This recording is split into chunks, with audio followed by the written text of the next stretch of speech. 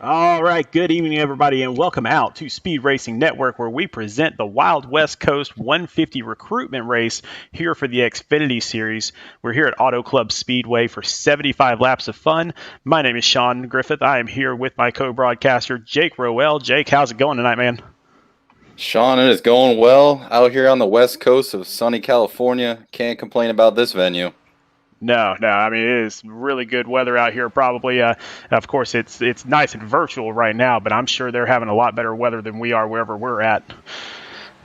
Most definitely. I wish I was out there instead of dealing with 30-degree weather, but I'm excited to get this race rolling off. I think we're going to have a great show tonight. Yeah, we're going to have a lot of fun. We got a lot of new drivers out there, people that we haven't seen before. We are recruiting for the Xfinity League, and let's talk about the series that we've got going on. We've got 3 leagues this year, Jake. Definitely, yep. So like Sean said, we are running an Xfinity Series Recruitment Race tonight. As you can see in the middle of your screen, you got to have a 1,500 to 3,000 iRating. $10 a week to run. It runs for 20 weeks. Cashing out top 5 prizes for the championship of $500 to the championship driver. Also, obviously, we got our truck series running, and then Sunday nights are our cup series. Ton of good racing here. Man, we've got a lot of good drivers. We know some of these drivers also tonight, and so in this particular league, you're looking at 1,500 to 3,000 I rating. So these are the guys that they may just be getting into competitive iRacing, all the way up to guys that have been in for a few years. Definitely. Like you said, we got some guys that ran in our Xfinity series last year, which was the only series we had running in the league. So we got some good talent that I was shocked to see not jump up to the Cup series, but hey, that's all right because this Xfinity series is loaded with just as much talent. And like you said, filled in with some new guys that might not have ever run a league race with no experience in that aspect, or just guys looking for a new league to run in. So I'm pretty pumped to see what we got here on track talent wise. Yeah, and we've got some money on the line too this season. I know you can see there. So top prize in this league, $500. Second place, $300. Then you got 200, 150, and 100 for those top 5 in the season. But we also give out prizes every week as well. Without a doubt, Sean. You've known me for a while now. I think you know the second most thing I love behind winning is definitely that money. So there's nothing more exciting about winning money on a weekly basis in a league, as well as going after those big cash prizes towards the end. And here, With team championship as well. So there's just a ton of money on the line for these drivers. yeah, let's talk about that money just a little bit. So we do have the team championship for this particular league is $200 that all 5 of the guys on the team get to split, and then we also have the grand champion getting $500 and those weekly prizes. But we got something a little bit new this year, something a little bit different. Buttkicker has come forward and they are wanting us to give away one of their products. And if you don't have a Buttkicker or you don't know what a Buttkicker is, go look that stuff up because basically it puts you in the car. Oh, 100% Sean. I'm definitely excited about this promo we got going with Buttkicker. Definitely going to be aiming to, get that for the Cup Series. That's obviously the series I'm running in. Looking really forward to be able to have a chance to win one of these things. I've heard a lot of guys within our league, as well as just guys in official races talking about them. And Buttkicker is the real deal when it comes to, adding something to your sim experience at home. Yeah, and so tonight we also have the hard charger award. And so this is going to be a really fun one where you can just kind of figure out who improves the most throughout the race, who moves forward more than anyone else throughout the race, and that person is going to get $10. Yep. So yeah, like you said, whoever gains the most positions from the start of the race from their qualifying spot, wherever they finish, they could finish 5th or whatever and still win this, which is awesome. You don't have to win the race to be winning money tonight. So $10 given out to whoever gains the most positions. So how difficult is it? And I mean, you've been in these races with a ton of cars on the track. How difficult is it to keep that car clean? You know, on a track like this, I would say it's not too difficult. I will say last year, for example, in our Xfinity series, I started in the back at Phoenix, wound up winning the thing. On a track like that, it makes it a little bit more difficult because obviously, it's a mile in length, so a little bit shorter of a track. You're in closer proximity with other guys racing, so that's obviously harder to gauge to keep your car clean. But a track here about as wide as a highway running through downtown Atlanta, you got to do something wrong to really get close to somebody and make some incidental contact.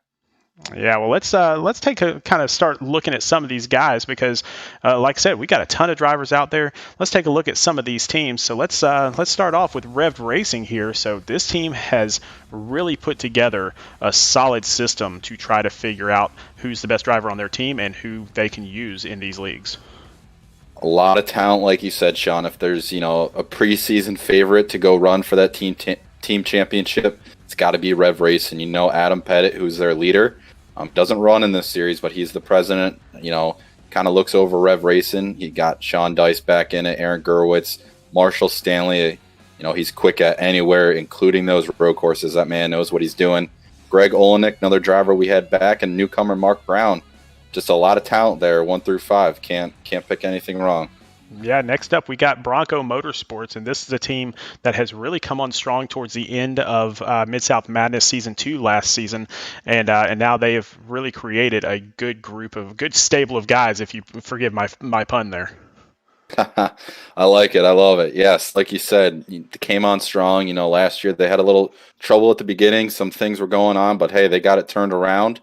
They're putting out Talent Truck Series, Xfinity Series here tonight, obviously. With all 5 of these guys. I've raced with a few of them in different leagues. Chris Massey knows where to pick them. Yeah, Chris Massey has a lot of those contacts, and he races all the time on iRacing. So finding 5 guys that are this good isn't that hard for him. Not at all. He is. He just, like you said, contact guy. He's got them all. Well, next up, we got Hammer Down Motorsports, and it's not a new team. There is a kind of a new leader of the team, which is why they changed their name. This used to be Tank Racing, and now they brought in Zach Taylor, and they've changed the name to Hammer Down Motorsports. But the core of Tank Racing is still there, and that's kind of going to be scary to some of these guys. Yep, yes, exactly like you said, Sean. Just a rebranding of their team here to Hammer Down. Used to be Tank Racing. You still got the three core guys from last year, and Derek DeSilva, Devin Zimmerman, like Mike Lepicki. Good talent in all 3 of those guys. They're very consistent, always up front. And then newcomer Zach Taylor bringing the new name, and obviously they'll be filling out that 5th slot on their team. Going to be looking for good things from them. They've always got good-looking cars too, so you can't complain about that. Look good, drive good. Definitely. And next up, we've got, that's a little small. Let's see if we can get that a little bit bigger. So we got R&D Motorsports coming up. This is the team from Tennessee that got kind of thrown together at the last second. And we've got some of these drivers out here that we've actually never seen drive, but here they are on the team. Let's start off with number 6, Daniel Ballard. He is not a new driver. He is a fantastic driver. He is one of those guys out there that is always towards the front. Cody Havens right up there with him, but a couple new guys. So Curtis Young and Eric Hawk on this team as well. Right. Definitely, like you said, at the top 2, Daniel Ballard, Cody Havens, they're not new to us. Daniel Ballard was one of the final 5 in the championship run last year. I've raced plenty of times with him up front. He's a great driver, ton of talent, knows what he's doing out there. Bringing in 2 new guys, and like you see, number 2 coming soon. You and I think both know who it is. Troy Dow going to be filling out that fifth seat for R&D Motorsports this year. I think that may be who we have coming, and if that is the case, then oh my goodness, that is going to make some waves in this league because he is good. Good is definitely an understatement. He knows what he's doing. Going to be interesting to see. Well, next up, the home team. This is the factory team, Team SRN. We got a few guys on here that know what they're doing too. Oh yeah, homegrown team right here in Team SRN. You got Wayne Rayborn, solid driver. Danny Setzer, another solid driver, like you said. Don't know too much about Bo Tiffany, but if there's anything I know about a Team SRN, they're gonna put talent on their team to fill one of their cars out here tonight. Then you got Daniel Keith Jr. and always consistent, always in the top 10 last year, Stan Hausman. Solid 5 right here. Yeah, really great team there. And finally, we don't have all the guys that are on this team, but H2K Motorsports, this is a team that kind of had their struggles last season, but they are ready to get in this thing. They are ready to really take it to town. Right, like you said, they had their struggles, which, hey, that's all right. Every team's going to go through it. They've got Josh Marcy, Jovi, Ryan DeCombe, and Troy Techmeyer as their 4 in this race this evening. I know we don't have their names up there, but that's 4 of their drivers that are running tonight. I know they're good drivers, so we'll be seeing a lot out of H2K this evening and the rest of the season. Yeah, we definitely have all sorts of great drivers out there, and we're going to be seeing all of them. We do have about 20 seconds left to go, so let's go back through it one more time. So this season, we got 3 leagues, and we are going to have so much fun and so much money out there. I know last season we gave away over $5,000, and that was 1 league. Now we have 3. So definitely we figured it all out. We are going to get about $15,000 given out this season if you add everything up together. And you definitely cannot complain about any of that, Sean. Like you said, 3 leagues rolling off. Truck Series, obviously, for the newcomers or just guys that are just getting started in league racing, which is, hey, totally fine. We've all been there one day. Then you move on to the Xfinity Series, which is, guys that could run in a cup, or also maybe just newer and just a little more ability behind the wheel. Just, the in-between, so to speak. And then obviously the Cup Series running Sunday nights, the big money. It's going to be a great, great season here at SRN. Yes, it is. Well, let's get out there on the track because we do have everybody gritting up. So starting us off, Cody Havens from R&D Motorsports with a great lap there. Brad Slaughter, I don't see him on a team, but if he's up there as fast as he is right now, then it won't be long before he gets on one. I tell you what, rolling off P2 and he's an independent. If I'm a team owner here in the Xfinity Series and I got an open seat, better be ringing up Brad's phone because, boy, he clearly can put down a fast lap. 3rd place, we got Devin Zimmerman, Hammer Down Motorsports. Not surprised at all to see him up front. 4th place, we got Gregory Joyner from Bronco Motorsports. Solid driver, always quick up front. 5th place, H2K Motorsports is Jovi Sagaped. Sorry if I mispronounced that. Another good driver as well. And again, 6th place, H2K's Ryan Ducombe. Yeah, I mean, this is that H2K, man, they've got some real talent. So 7th, we got Nathaniel Mon from Bronco Motorsports, and then Curtis Young from R&D Motorsports just joined the team tonight. And so up there in 8th place, impressing David Duke, the team captain there. Definitely. Nothing like coming in, a couple hours before the race and qualifying P8 in your first run for the team. 9th place, though, we got Brandon Andrews, another independent driver. Good to see that, displaying his talents for a team. And right behind him in 10th of it's Charles Johnson. Yeah, it's Charles Johnson, yeah. I was wondering why, just said Charles M. But like you said, Charles Johnson, another independent guy. So, a ton of talent here that aren't on teams looking to get picked up. Yeah, Craig Lautenslager in 11th. We've seen him in other leagues before. He is a really great driver. And then Greg Olenek. Greg Olenek is one of those guys that he is on the track so often that I don't think he does anything else during the day. You're not wrong, Sean. I follow Greg Olemek's sim racing page on Facebook, and I honestly don't know if I've ever seen an hour of the day he's not live when he's not doing other things, work or what have you. Yeah, Greg Olenek always on the track. Good to see, putting in that time and effort. Definitely. And so we are going to get started here very shortly as Pace Car is bringing us around. Yeah, it looks like Pace Car is rolling into turn 3 here. So we're going to be getting going here real soon, obviously. And once again, Cody Havens up front. So he is going to get the start. And he is going to get us going here extremely shortly as the Pace Car will dive off right after this turn. And so everybody hold on because we've got a lot of cars on the track. Oh, yeah, and there goes Pace Car dives off, waiting for Cody Havens to take the green here. Going to hold him up a little bit, but here we go, Sean. The green flag is out here at Auto Club.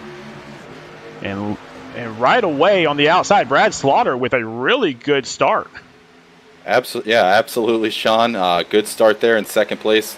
Kind of thought he might have been sleeping a little bit, but he's going to hang with Cody on the outside and give him a run for his money out of 2.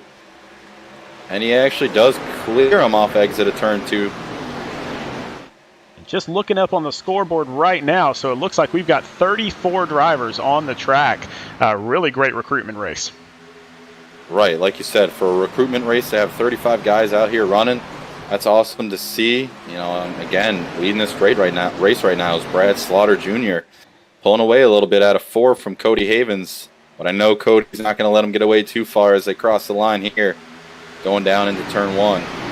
Yep, so Brad Slaughter up in first place after that lap 1. Let's see how long we can go green here. A lot of great drivers, but only one fast repair tonight, so not a lot of room for error.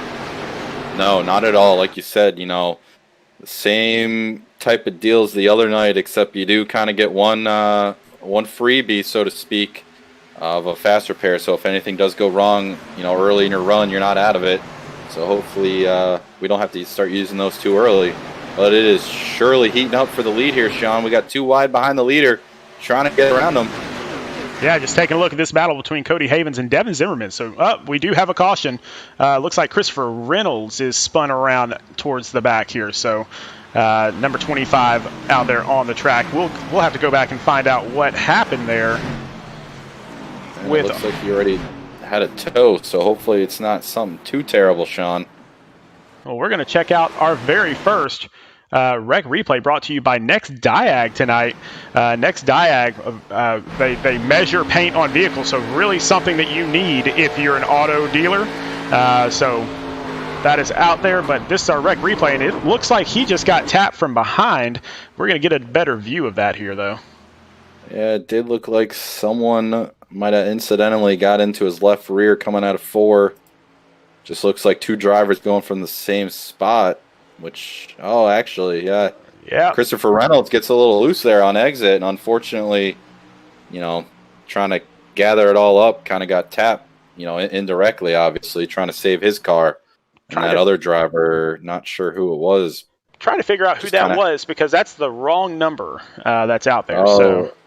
It was J.R. Hager, which I believe that is Zachary Taylor, if I'm not mistaken. Yeah, that's Zach Taylor. And so a little bit of a touch there this early in the race. So, he's listed as the 999 on a scoreboard, but he's the number 14 out there on the track. So, don't you just love that, Sean, for us broadcasters up here when guys have different numbers than what they're actually showing on iRacing? Probably my most favorite thing up here in the booth. Well, yeah, it makes it a little bit difficult for us, but that will all get fixed once the league starts because people have assigned numbers, and so that all gets fixed pretty quickly when we get to the actual league. Absolutely, no, I know. I'm just saying, it's just keeps us on our toes. Make sure we're doing our job well up here, which obviously we are. But not surprised, no one coming down pit lane though. A little early, no need to come down and get tires, give up track position. So not surprised to see these leaders stay out. Yeah, it's a little too early to do anything now. We do have Zach Taylor that went into the pits, and so he got some repairs done in there. I don't think he used a fast repair because he stayed in the pits for 28 seconds. So he's going to try to conserve that fast repair, but pretty much everybody from 28th back decided to pit there. Nothing to lose at that point. Right, and like you said, smart move on Zachary Taylor's part. It's kind of the strategy of league racing when you do have these fast repairs is, it's only lap 4. So if you use it now, it's a little early to be dealing with that because then you got to go 72 more laps until the checkered flag dealing with no fast repairs. So you really got to, be careful of what you're doing if you use it up too early. Yeah, I'm trying to look out on the track because a lot of these guys, so Brad Slaughter, I don't see him on a team at this time. However, pretty much everybody else in the top 10 is already on a team. Now, number 11th place here, number 88, this is Brandon Andrews, not quite on a team yet. So, again, different number on the car than what we have listed. He's listed number 88 on the scoreboard, number 24 on his car. But again, 11th place right now this early on. If he can keep that, then somebody's going to try to snag him. Definitely. It's I tell you what, the silly season of SRN's been interesting to keep up as a team owner and watching it for the Truck Series, Xfinity, and as well as Cup. A new guy hops in the Discord, Sean, and it's like wolves going for blood almost of picking these guys up. So they're in there. Next thing you know, they're thrown onto a team. But it's good to see them getting on a team, so they're running with guys, and, it just helps out the process of, getting better, learning things and things like that. It just makes the whole racing deal a whole lot better when you're on a team. Oh, the team aspect is amazing in this league, because out there in the chat right now, you got David Duke, who's kind of the captain of R&D and SRN, and he's out there cheering them on. You got Adam Pettit cheering on Rev Racing. You got H2K out there cheering on their boys. Hammer Down cheering on their boys. I mean, all the teams are out there watching their drivers right now. Exactly, and another thing too, you got all these team owners and captains of teams watching the talent that doesn't have a team yet, where they might have a spot open on their team. But here we go, though. Brad Slaughter Jr. back on the gas, going to take the green flag here at Auto Club. He's going to pull away by 2 or 3 car lengths on Cody Havens as they head down into turn 1. That was a little bit of an interesting restart, because Cody Havens kind of laid back there and just kind of let Brad Slaughter have it. You're right. I really don't know. Cody Havens, dirt races in real life as well, so pretty shocked to see that out of him. Kind of giving the leader that much space, as like I said, it was 3 to 4 car lengths into one. But there's a yellow on track, so it's going to be a race. I see JP Fitzpatrick is off track right now. He was kind of going a little slow there for a little while. Let's go back and see if maybe that was caused by something. So now he has taken a tow into the pits. Let's go back for another wreck replay. Brought to you by Next Diag. Like you said, if you're a used car lot or dealership, anything like that, detailing, check them out. They do great stuff. Oh, it looks like the 9 gets a little squirrely there. So that's Charles Johnson, and then he just he loses it. The number 42 involved as well. So that's Oren Jensen. So a little bit of damage back there. I'm not really sure what happened with Fitzpatrick. Not really sure. I was just watching his onboard. It just kind of seemed kind of odd, almost. I mean, we're backing up here. And all of a sudden, those guys all got loose, and unfortunately from the guys behind them, just nowhere to go. It's just a product of racing on a restart. But then the 41 of JP Fitzpatrick. Yeah, he might have just gotten tired of having a couple yellow flags this early, honestly. So that's probably what happened there. So, and as you say that, Sean, he has left the lobby. So I think your point is probably right. It was just a little done with it in a sense, but that's just what's going to happen in a recruitment race. Unfortunately, sometimes they go really well. Sometimes guys learn how to drive around other people, though. Yeah, we've had some great recruitment races. Last night had a couple of early cautions, and then all of a sudden people kind of started to catch their groove. It was a really great finish at the end, too. So you had 3 drivers that really had a shot at it, and really good finish. So we're hoping to have that again here. I think everybody will start to calm down a little bit. Oh, yeah. It's just a matter of time until guys just, take a deep breath, relax, realize, we're lap 8 of 75, so we got a long way to go.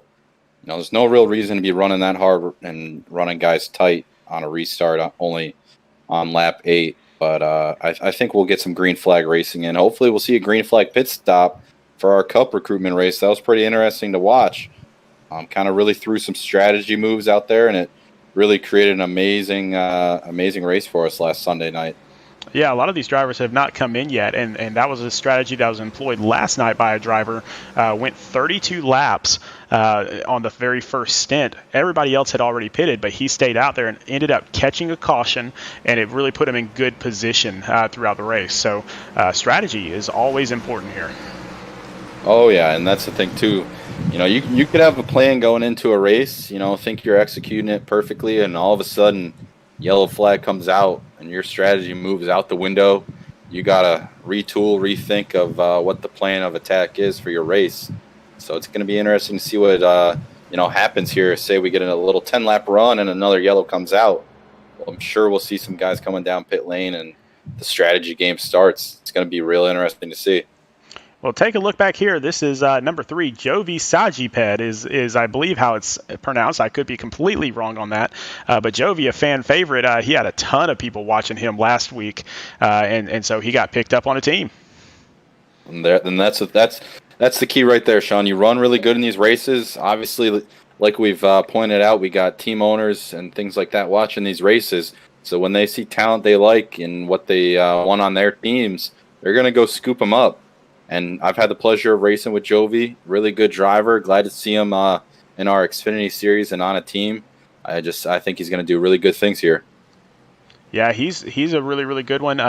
Another one that got picked up just today. So two of these guys got picked up today. So Curtis Young back here in the 94. Let's see if we can get a better view of that, so you can kind of see who we're talking about. So that kind of red and white checker car there. So that's Curtis Young. Just joined today. And you know what it is, Sean? Actually, on the hood of that car, he's from Canada. That's the maple leaf on the hood. I like that paint scheme. That's pretty sweet looking. That is pretty nice. And then his teammate Eric Hawk, same thing. Oh, real nice. There you go. Couple Canadians coming in here with some good-looking rides. I tell you what, better watch out. I know that Curtis Young's a quick driver too. But we'll get back up to the front as the pace car dives off of turn 4. It's going to be in the hands of Brad Slaughter Jr. on the loud pedal as they bring him to the line. Back green racing here on lap 9, Sean. So keep an eye on Devin Zimmerman in the 33. He was back there in third. He was one of our finalists for the championship last season. So a great driver in his own right. We will see how he does. Exactly. Like you were saying, he was one of the final 5 last year for the Xfinity Series. So he's got a ton of practice under his belt. We were only here about a month or 2 ago, so he knows what he's doing around here at Auto Club as he's battling for second with Cody Havens as they go down into 3.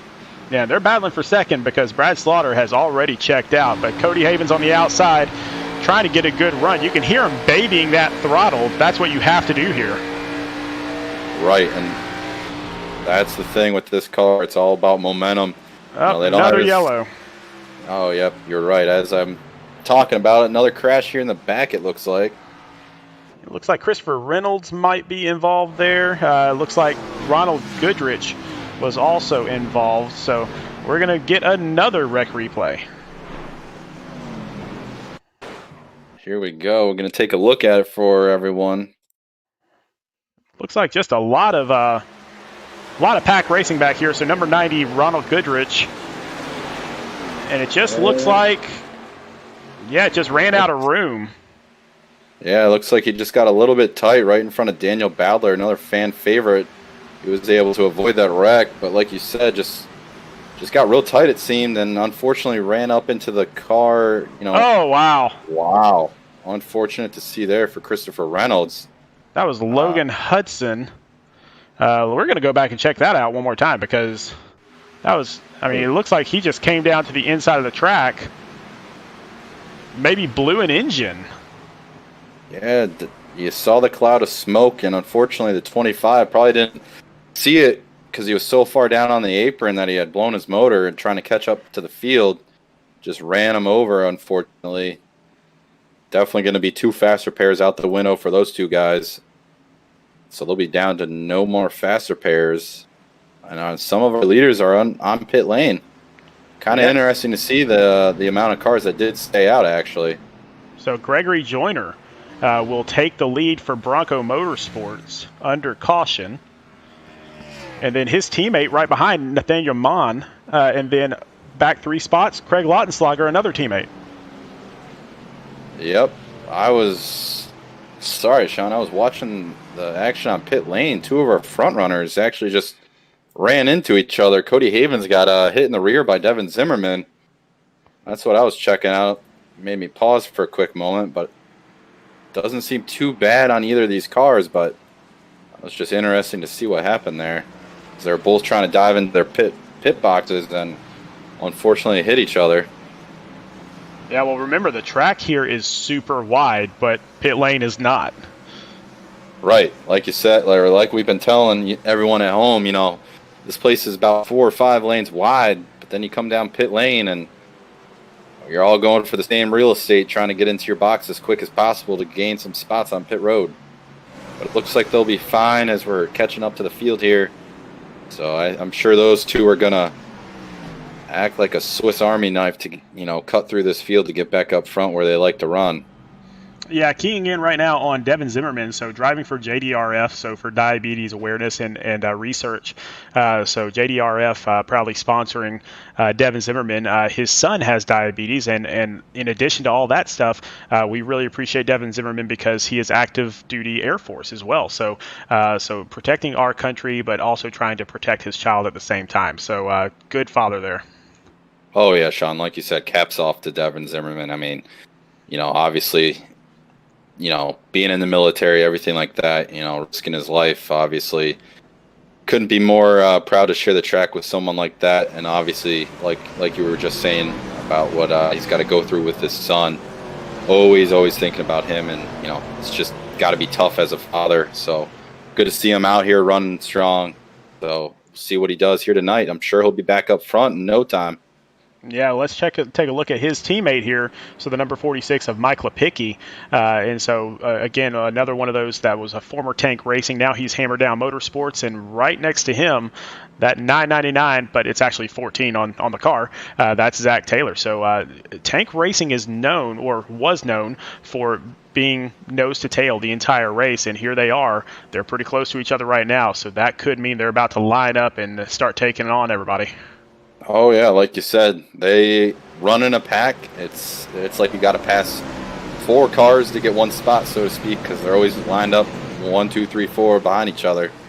Always good and consistent driving out of them. But here we go again. Pace cars off, leading us to the green is Greg Joyner with his teammate on the outside, who's going to give him a run for his money into one. Good restart here.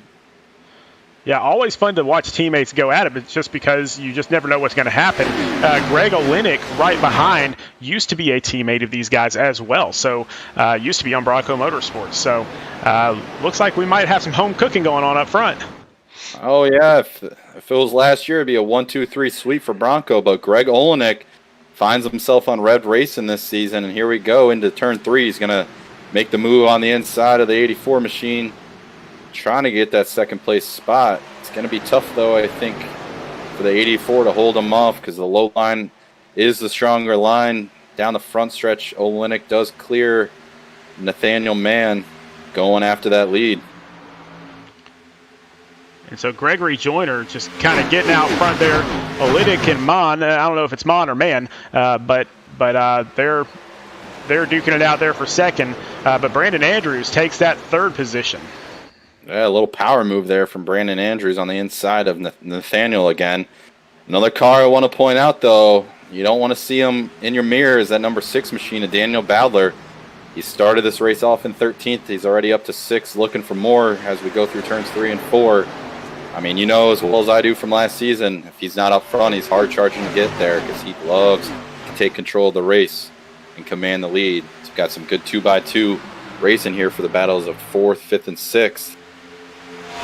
Yeah, Bowdler, one of his MOs is to get out front and stay out front. And, I mean, his whole theory on it is you can't get into a wreck if you're in front of everybody.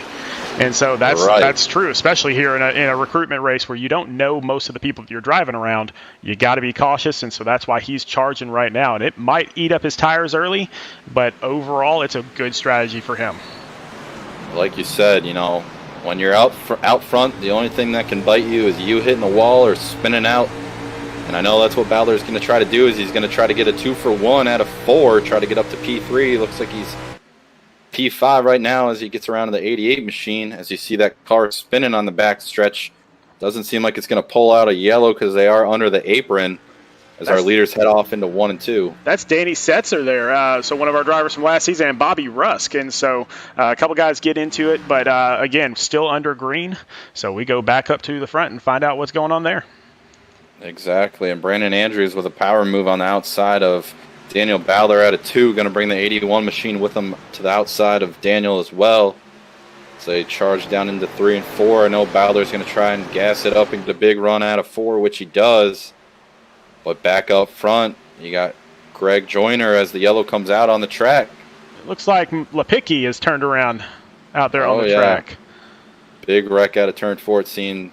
So De Silva. Looks like we got quite a few there. So we're gonna. It looks like Slaughter as well. So Slaughter, who led some of this race, might have some damage as well.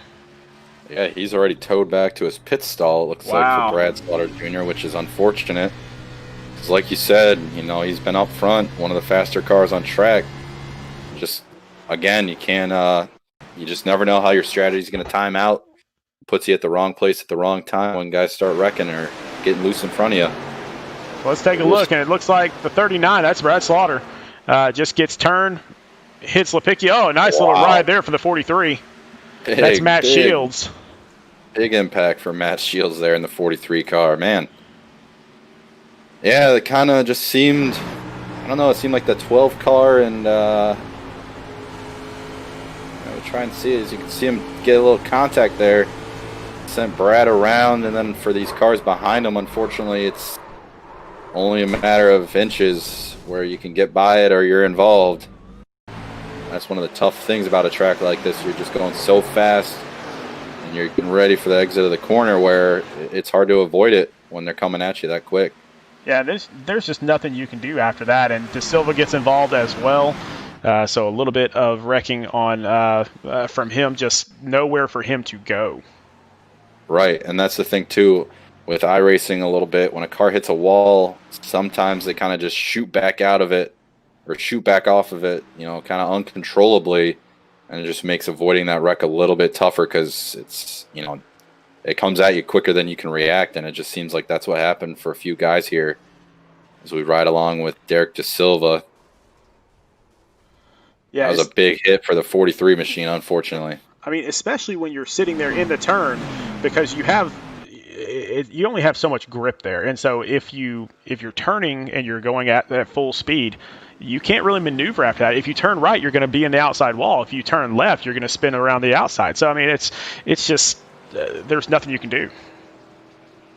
And another thing on top of that too, you try to check up for it. You're in a recruitment race, so you're not too sure how guys are going to react, and you could check up, but you're getting run over from behind, and that could take you out as well. So it's a lot of things the driver's got to do to maneuver through avoiding a wreck here at Auto Club Speedway.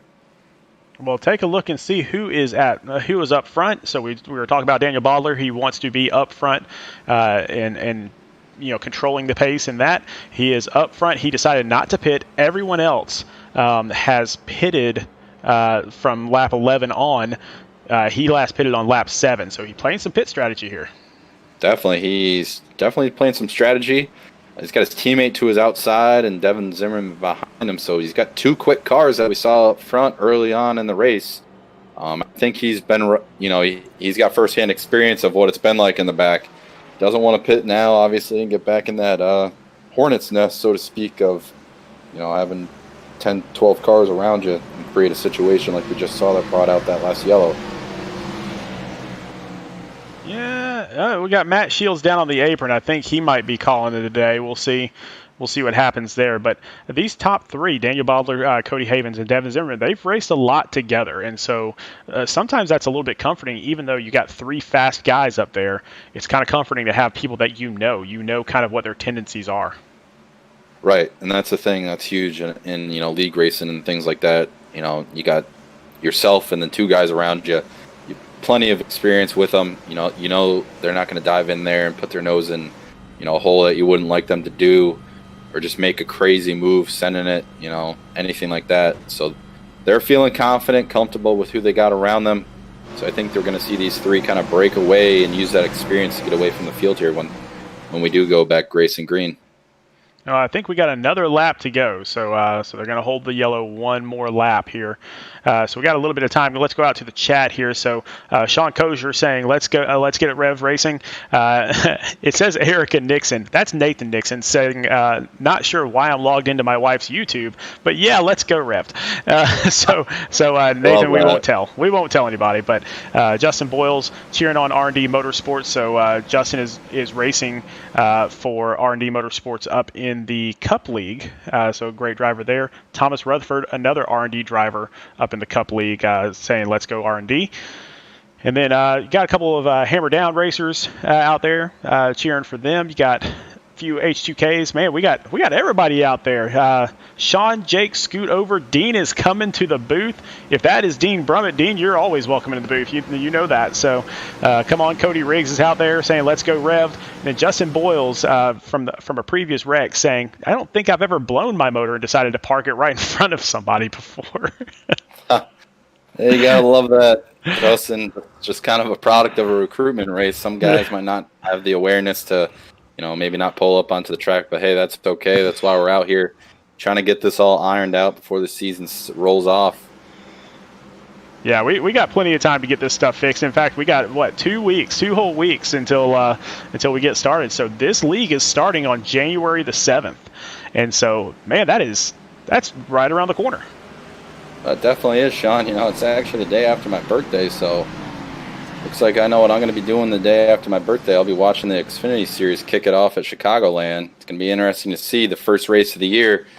Going to get exciting, just like this restart's about to get, with Daniel Badler leading the field to green and really putting bus lengths on his teammate Cody Haven on the outside. And Devin Zimmerman. That might not work here, though, because, if you get some guys lined up, they're going to come and get you. Oh, yeah, they'll run you down. It's obviously not Daytona or Talladega, but big enough track to where the draft happens. And we got another yellow. That's Jovi. So Jovi Sagiped is how I think it's pronounced. Charles Johnson, I believe, involved as well. We're going to have to go back and find out what happens there. So Jovi, a fan favorite, really good driver last week. So this is not what we were expecting out of him. No, not at all. Like we've said, he's a good driver. He's usually running up front in any race that he's in. But I see what happens here as they head into turn 1. They're going to go 3 wide before the entrance. And yeah, they were just 3 wide. Just we're going to look at that from we're going to look at it from behind here, because I want to see exactly who made the move. Yeah, it just kind of seemed that 78 machine, I think, just came up a little bit. Obviously not meaning to take Jovi out, but again, just, big track. But at the same time, guys are going for the same spot on the track as they get settled into the corner. And that's just kind of looking like the product of, again, just 2 guys going for the same spot here. And unfortunately for one guy, turns out getting put into the wall and going to have to use a fast repair. So, and then Charles Johnson, just nowhere to go at all. And so that Area 51 car, it looks like he may have jumped back into the pits, and I think he may have gone. He may have already left. Yep, and actually our leader, Daniel Badler, going to go down pit lane as well. Our leader at the time, I should say, when that yellow came out. So that's going to put Devin Zimmerman on the point whenever we do restart this race. So Hammer Down Motorsports laying the hammer down, Sean, and they're up front here at Auto Club. Yeah, and keep in mind, back in Mid-South Madness Season 1, and for those that don't know, Mid-South Madness was where this entire league concept started. And so back in Season 1, tank racing was incredible, and you had, I believe Mike Lepicki was the runner-up that year or that season. And then you get into Season 2, and you start putting a little bit of money on the line, a little bit better racers, and then Devin Zimmerman comes forward, and now, he's doing really well. And now this season, we've already had, you got Zimmerman leading this race. You have Zach Taylor, who's already won a race, and in this kind of preseason area. So, these guys are here to play. It's just a matter of, can they put together a whole season? Exactly, and that's the thing. Probably would have considered it a little bit of an off year for them last year internally on their team, but it definitely seems like they've come back, reorganized. Got some more talent, and just ready to go for the new season here. So that's always good to see for a team that, started off hot year 1 in MSM, and now, here they are again back up front with, the same 3 core drivers, just adding a couple new guys. I think it's really going to work out for them. taking a look out here, so Tyler Payne, somebody that we haven't talked about, in the number 38 there, hasn't pitted since lap 11, and so he is out there playing pit strategy along with Devin Zimmerman. So both of those haven't pitted since lap 11. Greg Olenek, though, pitted on lap 18, up there in third, so he's got a little bit fresher tires. He might have a shot at this. Oh yeah, Greg Olenek, good driver. Got himself on Rev Racing this year, like we've said before. Solid guy. I think he's going to give them a run for their money on this restart. And again, in fourth place as well, we got Ryan Ducombe, another strong, fast guy. Had the pleasure of racing with him a couple nights ago in some hosted lobbies. Really impressed me with his talent. He's a fast guy. On H2K, they got themselves a good driver there as well. So some of these new guys coming in strong, showcasing what they're all about, and having some good speed early on is always good when you're a new driver. Well, right now I'm taking a look, and so far the Hard Charger Award currently is Brad Williams from Bronco Motorsports here in the number 89 car. So he has moved up 26 positions from where he started. He started in 31st position. He's all the way up in 5th right now. I tell you what, that's pretty impressive doing it in only 25 laps. That's hard to do here, especially with how many yellows we've had. So not a lot of green flag racing opportunity to pass guys. So it's good to see another good driver, it seems, on a new team this year. Going to be a ton of talent, but here comes the pace car, going to dive off, and Zimmerman is going to get hard on the gas pedal and pull away from our second place driver of Tyler Payne as they go off into one again. Going to see what these guys can do to catch up to Devin. I know he's not going to be one to just move over and give up that lead if they do catch him. Go down to the low line, not surprised there. Greg Olenek with a big run, it seems, out of turn 2. Going to get to the inside of Devin Zimmerman. Going to try to get the side draft as they head off into 3. And as they're going into 3, you got Greg Olenek there on the inside. He's just going to drive right past Devin Zimmerman. Devin Zimmerman kind of hung out to dry there for a little bit. Yeah, and that's the thing. The bottom's the place to be. So when you get a guy to the inside, it really kind of just disrupts your entrance into the corner. You're probably practicing more of being able to be on the bottom. And you just got to kind of slow the car up to make sure you don't go up there and hit the wall at a corner exit. But Greg Olenek for Rev Racing takes the lead of this race, and he's starting to pull away from him. So getting close to 3 wide for second. And this is exactly what Adam Pettit wanted to see when he recruited Greg Olenek.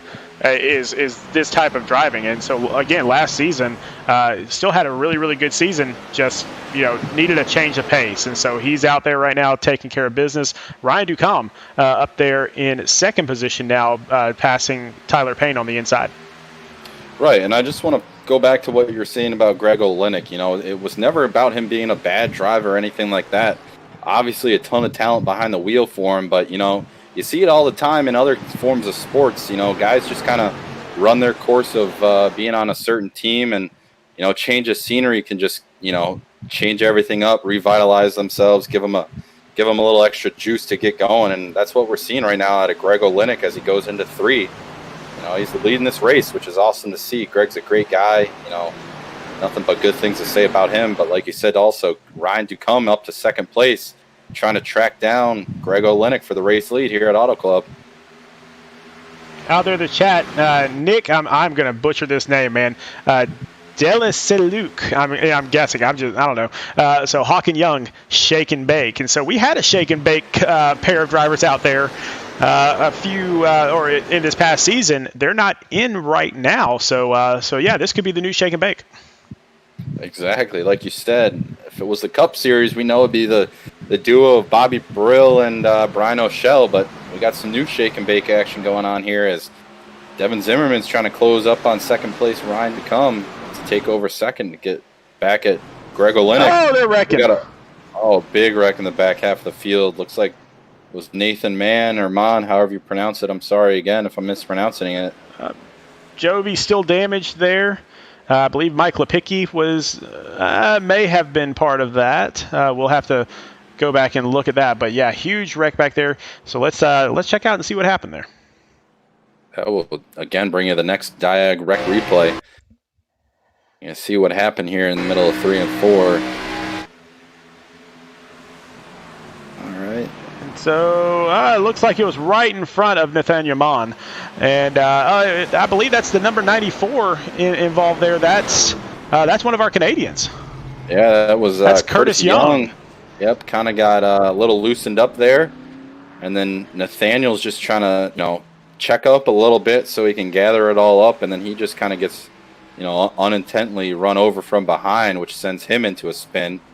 And then at that rate, I mean, it's, he gets fully turned around. Curtis Young saves it down on the apron. Good job there, collecting the car to move on and get no damage. But a lot of guys behind them did occur some damage. I saw Daniel Ballard at one point was, hard into the outside wall as well. Take a look on board with him as he goes into 3. You can see the wreck happening ahead of him, the smoke, cars spinning. Oh, yeah, everybody just trying to get out of the way. Right, and as soon as you saw that car spinning like a top there towards the end, it was just unfortunate event there for Daniel Ballard. Going to have to come down pit lane, I'm sure, and get a fast repair there. And Danny Setzer got some rear end damage. Don't know if he was involved there from that earlier spin we saw him involved in on the backstretch. Not really sure what's happening with him. So let's get back out there on the track. So a lot of people pitting here, but Greg Olenek, our leader, not pitting. Exactly. He's going to stay out front. I think he really likes that fresh air and being in the lead, trying to avoid these wrecks that he's seen in his rearview mirror. Can't complain. Can't fault the guy for that. That's for sure. I would do the same thing, Greg. So good on you. Going to keep yourself out of trouble. But looks like we got a new guy up front in second place trying to contend for the lead here, and Bo Tiffany. Yeah, Bo Tiffany from Team SRN. So he just joined the team this past week. So we'll have to see how he does with his new team here. But then Cody Havens just behind. So a couple of guys that we know up front. And then, hey, Danny Setzer. Danny Setzer, one of the admins, I mean, yeah, he's got rear end damage, but he stayed out. And so he is going to restart in 4th. I mean, hey, back in my heyday of being a Jeff Gordon fan, I was probably 4 or 5 years old when it happened. Jeff Gordon won a race like that without no rear bumper. I think Danny Setzer is trying to pull the same thing. But hey, if the car's driving all right with him, he's going to stay out and hold on to P4. We'll see what he does here on this restart. Yeah, always fun. He is the admin of the Truck League, if I remember correctly. So he is going to be the guy kind of in charge there. But really good to see him out here racing. We've had a lot of practice sessions together, that sort of thing. So a lot of fun to drive with him. Oh yeah, he obviously I had the pleasure of racing with him last year in the Xfinity Series. Nothing but good things to say about him as well. Like most guys, I mean, 90% of the guys, there really isn't a guy in our league that, is not a good time to race with. They all are. Like you said, obviously running the Truck League, he knows what he's doing under admin control, but he likes to race also, so that's why you find him out here in the Xfinity Series on Team SRN. Just kind of going back through here, see who we have that we haven't really talked about that much. Craig Lautenslager, we talked just a touch about. This guy, he raced up in 4Wide Racing, and so that's how he hooked up with Chris Massey, Bronco Motorsports. Really great driver there as well. Let's see who else we got here. So Mark Brown from Rev Racing, so a really good pickup for Rev Racing there as well. So, man, we've just got good talent. You read my mind there, Sean, about Mark Brown. I wasn't sure if he was on a team, but I had noticed he was in 13th, and we had not talked about him, so it's good we touched on him there. Another solid driver on Rev Racing. And speaking of Rev Racing, our race leader, Greg Olenek, is going to take control. He's going to get on the gas and pull away. Bo Tiffany's going to battle to keep second place to himself, trying not to go too wide into turn 1, but it looks like Cody Havens is going to get the advantage of the inside line. Maybe not, though. As he does, Cody Havens... Bo Tiffany driving it, getting a run off. He's going to take P2 back. So they head down the backstretch. Oh, I think that was Ryan DeCum getting a little loose out of turn 2 there. Yeah, now Cody Havens has the fresher tires, so you would think that he'd make easy work of Bo Tiffany, but Bo is holding his own out there. Yeah, I haven't had the opportunity to run and see, at what point, of how many laps. Oh, we got a couple cars in the wall there. Looks like they keep it going, though. No yellow out on the track. Oh, now we'll there get it is. yellow. Oh. Yep, now we'll get one. So that's the number 38 of Tyler Payne doing some spinning up there. I got race chat going, and he said that could have been avoided, so it's going to be interesting to take this next diag rec replay and see what happened. Not really sure. Obviously, we saw him about 4 or 5 wide coming out of 4. Wow, they were 5 wide there for a second. Not really sure what was slowing people down there. No, I know. It kind of had the looks of what caused the that's what slowed it down. There you go. You had some guys up in the wall. Looks like that's Setzer. So Setzer was up in the wall. And then he got tagged by, I believe the 5 car is, I want to say it is Derek Da Silva. Just misjudged it a little bit. Obviously not trying to run him over, trying to get through the wreck because obviously the yellow wasn't out. So he's not trying to lose as much time. It kind of looked like a little bit of net code from the 5 and the 38, which sent the 38 up into the wall. So obviously no harm, no foul, except for a wrecked race car for the 38. And then some more damage for Danny Setzer and the Reese's Cup machine. And I tell you what, my favorite candy, making me a little hungry seeing that 35 car out on the track. Yeah, but just a little bit of a tap to Setzer there, and I think that started the entire thing. And then people were trying to pass on the inside, and just not enough room there on the inside as you had 3 wide that were going kind of slow. So not exactly. Could it have been avoided? Yeah, it probably could have, hindsight being 2020. But, we talked about this a lot in this league, especially just because you make thousands of split-second decisions every second out there on the track. And you make one wrong one, you're not only going to end your day, but you're going to end some other days too. Definitely, Sean. And a thing, too, I want to point out, at Auto Club, you got the apron here. It's not Daytona or Talladega. You can go below it and use it to your advantage. I think another thing that happened there was sort of a wreck happening, but the yellow wasn't out. So you got some guys that might anticipate a yellow coming out, so they're trying to slow down, check up. But then there's other guys that aren't ever going to slow down until they see that yellow coming up. So, they see a little misfortune for someone ahead of them starting to slow down, and they take advantage of them and try to get, cut through the wreck, so to speak. And unfortunate there, it didn't work out as, we saw cars getting sent out into the outside wall with some hard impact. But here we are in 13th place of Eric Hawk of R&D Motorsports with a good-looking ride. I really like that checkerboard pattern with the good old maple leaf up front. Been to a ton of Detroit Red Wings fans, so I've heard that national anthem plenty of times. Good-looking ride. Well, I know out there in the chat. So Nick DeLezaluke is how he says to pronounce it. Was just asking about the paint scheme, if this is the new one that Hawk was working on. We're not sure if this is new or not. This is the first time we've ever seen Hawk. So I guess if that's the case, then it is a very, very good paint scheme. Yeah, if he made it himself, great job on it. I like the looks of it. It looks sharp out there on the track.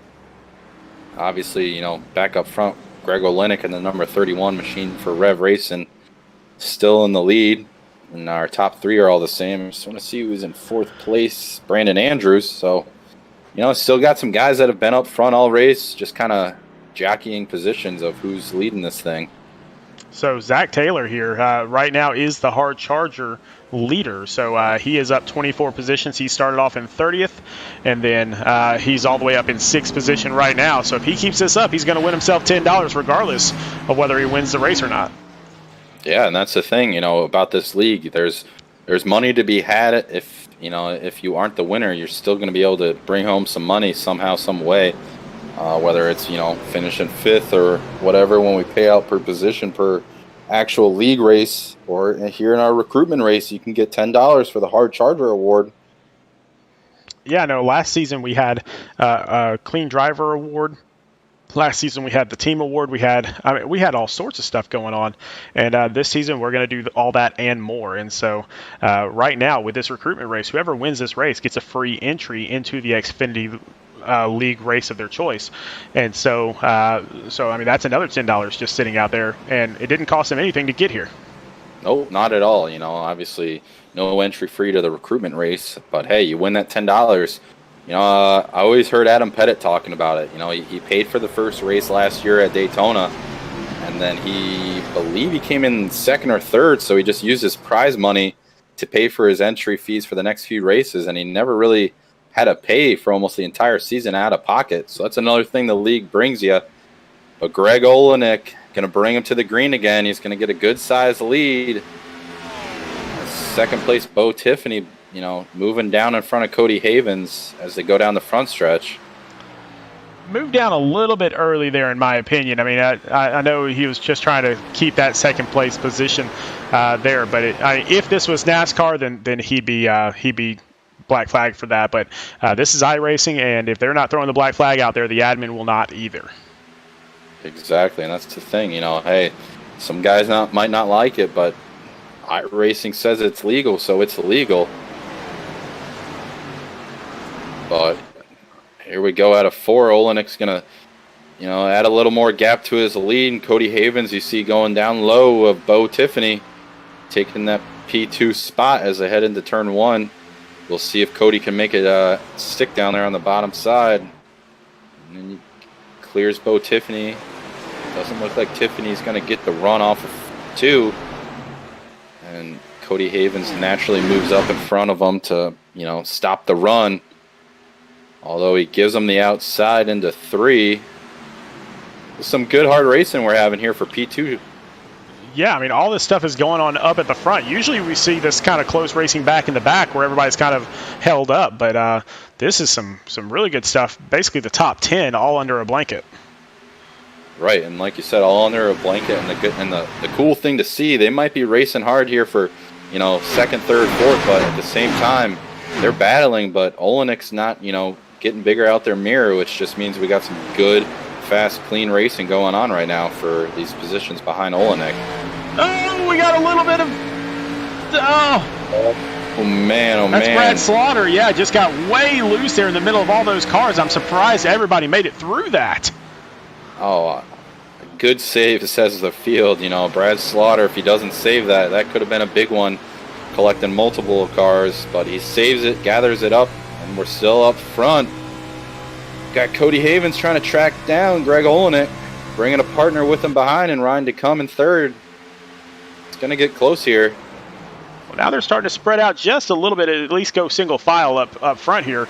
But Bo Tiffany, he dropped all the way back to 12th position with that little bit of looseness there. So, and then Brad Slaughter all the way back to 9th. So it does hurt your positioning a little bit, but man, what a fantastic save. Oh, definitely. It's good to see guys like that are able to save it, collect it, keep going. They don't get damaged, they don't wreck or, take other guys out in the process. So great save. We stay green, and we got a new leader up front, 12 car Cody Havens. But Greg Olenek, I don't think wants to give it up too easy. He's going to make him pay and try the outside, around the outside. We'll see if it works. I think I may have seen a little bit of damage on the back of Cody Havens' car, but it doesn't look like it's mattering too much. No, and that's what I was saying earlier. Under one of those early yellows, he got, accidentally hit by Devin Zimmerman as they were pulling into their boxes. But like you said, Sean, I don't think it's affecting anything because, he's the leader of the race right now. So I'd be a little worried if it is even affecting him, and he's still leading this race. But there he is outside going for P3. Daniel Bowdler, one of our more veteran drivers of this league, trying to get up front where he likes to be. It's going to be hard on the outside, but, you never know. He's going to bring Zimmerman with him on the outside. Yeah, he's side by side with Brandon Andrews there. And then you got Zimmerman coming up just behind him. So he's under fire while he's trying to get up to the front. Right, and that's the thing. We got battles all over the place. Good to see racing. That's a product of this track. Just so many lanes to run, so wide. You got cars everywhere around you, and they're still just as fast no matter what lane they're in. But Bowdler's going to take third and start pulling away from this pack as they come out of 4. As we're going to hit the stripe and hit lap 44, so we're going to have 32 laps to go. So the last person that pitted was lap 35. I'm not sure you can go 40 laps here. I don't think you can go 40 laps without pitting. So all these guys are going to have to pit at least one more time, I believe. Yeah, I mean, is Ralph Cooper in here? Because if there was money to be put on who could go that long, it'd be him, because he impressed both of us at Homestead on Sunday night. But yeah, I just 40 laps. That's a long time. That'd be insane to me if someone could make it that long. I don't think you can. Plus, at that point, I feel like your tires are just gone. But hey, we'll see. You never know. I mean, we were both shocked at Homestead, so anything's possible, especially in 2020. Oh, absolutely. So we've got about 8 cars here within, 0.2 of a second of each other. And so this is where it's going to get hairy if it gets hairy anywhere. And you got a couple cars that are just kind of stuck out on the outside. And then as you wash up the track a little bit, all of a sudden you're 3 wide with somebody and you have to make choices. And that's just one of the most difficult, angering things as a racer is you're stuck on the outside and you look up in your mirror and you've got 5, 6, 7, 8 cars all behind you, and at that point it's a choo-choo train on the inside of you going by, and there's just nothing you can do, hoping someone cuts you some slack, giving you some room to drop down. But it's hard for a competitor to let you in, especially if you've been running up all night or running up front all night.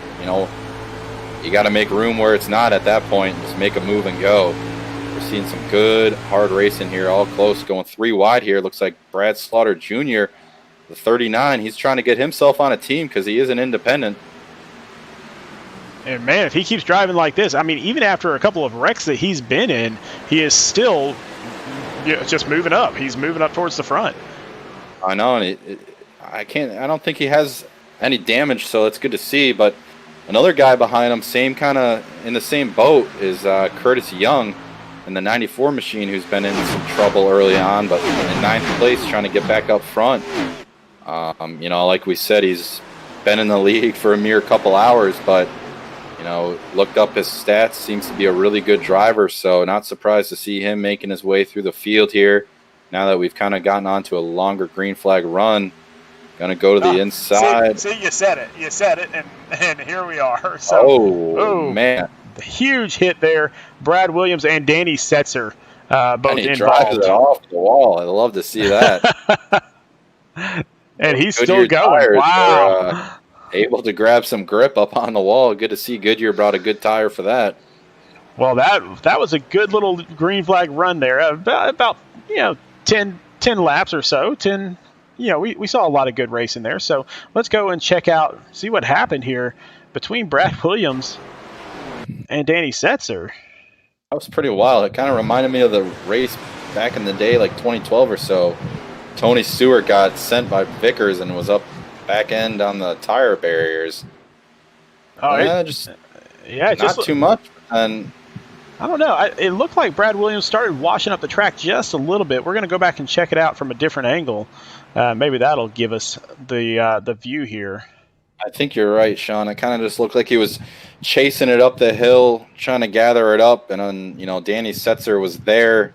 And at one point, Brad Williams did try to stop the car from going any higher, but Setzer was there. Then they made contact and got loose, both of them off of 2. Setzer doesn't look to be too damaged after that. Obviously, the 89 of Brad Williams definitely going to have some damage after hopping up on top of the tire barrier. Yeah, we're gonna get a really good view here of Brad Williams. We're gonna go into his cockpit here, and you can see he just washes up that track, and Setzer's already there, and then here it comes. Yeah, it looked like when they initially made contact, Williams had it going, but after he had gotten into Setzer, it upset Setzer's car and got him a little loose. So then he turned down the hill and got into Brad Williams again, which sent him to the inside wall. Hopefully those guys will get their cars fixed and be able to carry on in the race. Looks like Greg Joyner can take over the lead here. Looks like he went right side tires only, and so he's taking a little bit of a risk there with just right sides.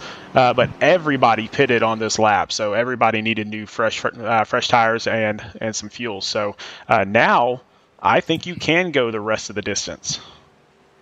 Yeah, I think you can, especially if we get a couple more yellows, save some fuel that way, obviously.